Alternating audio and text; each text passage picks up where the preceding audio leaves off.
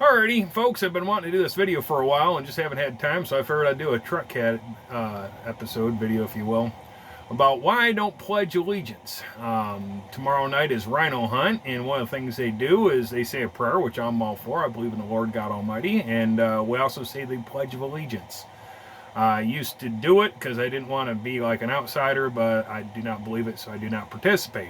Why is that? Well, years ago, probably around 2008 or so, I went to a Tea Party rally in downtown Greenville.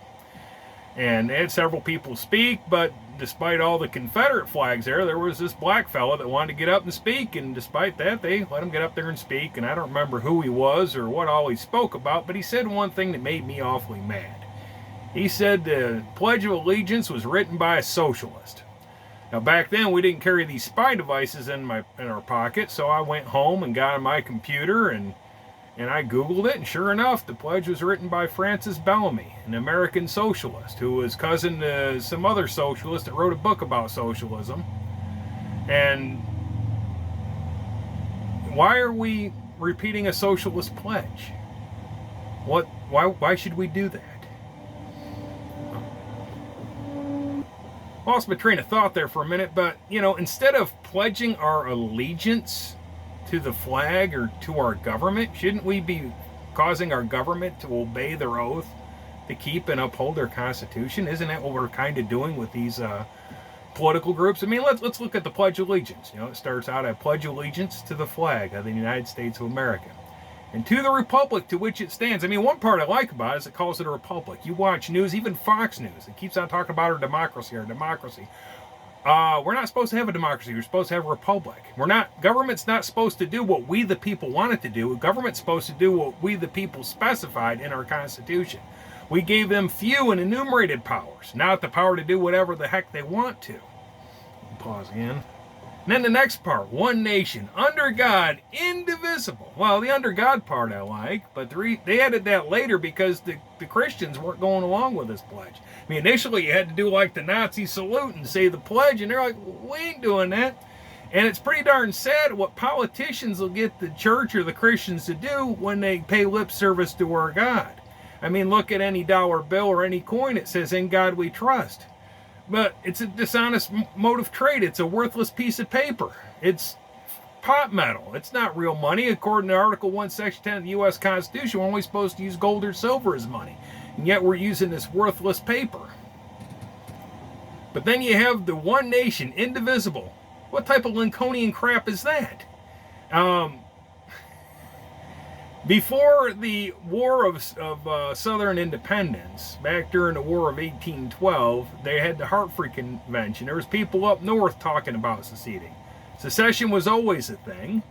And the South did secede, and Lincoln didn't like that, and so he waged war against the South and conquered us. And so one of the things I looked up after that Tea Party rally was one article that said the Pledge of Allegiance was based on a pledge we made to Confederate soldiers to say in order to be let back into the Union. And so we're allowing our government to force our kids to say that pledge? So you might be saying, well, what do we do in lieu of that? What I say we do is, of course, our current flag. Usually when we think of our flag, we think, it stands for our Constitution, our Bill of Rights and Freedom. No, it actually stands for our current government. I think what we should do is we should put up the Betsy Ross flag. Of course, I thank Colin Kaepernick for that idea. And we repeat the Declaration of Independence. We have July 4th coming up, and years ago I had a chance to hear former Ambassador Alan Keyes speak about 4th of July. He says, we don't celebrate independence on the 4th. We declared independence before the 4th. What we're celebrating is the signing of the Declaration of Independence.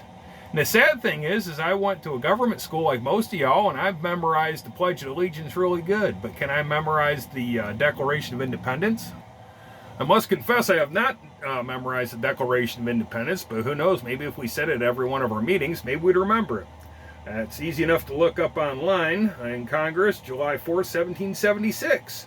When in the course of human events it becomes necessary for one people to dissolve the political bands which have connected them with another, and to assume among the powers of the earth separate and equal stations to which the law of nature and of nature's God entitle them, a decent respect to the opinions of mankind require that they should declare the cause which impel them to the separation.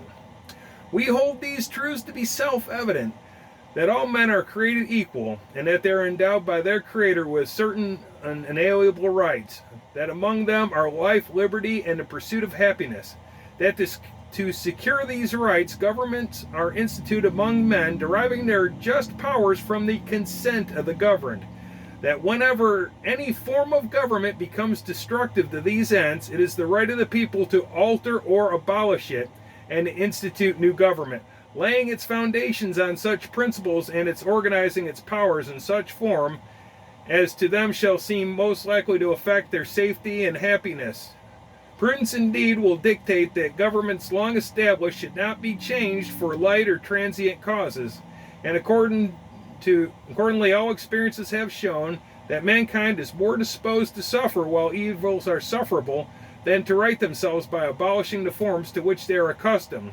But when a long train of abuses and usurpations, pursuing invariably the same object, evinces a design to reduce them under absolute despotism, it is their right, it is their duty to throw off such government and to provide new guards for their future security. Such has been the patient sufferance of these colonies, and is now the necessity which constrains them to alter their former systems of government.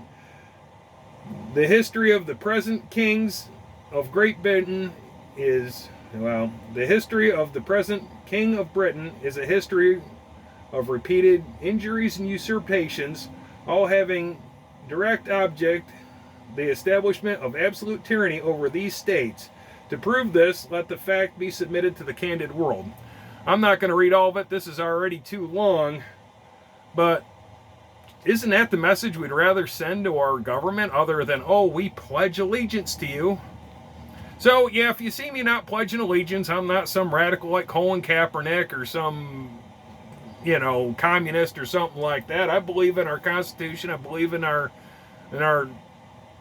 way government should be. And pledging allegiance, I don't think will get us there. Well, thanks for watching. Hope y'all have a good one.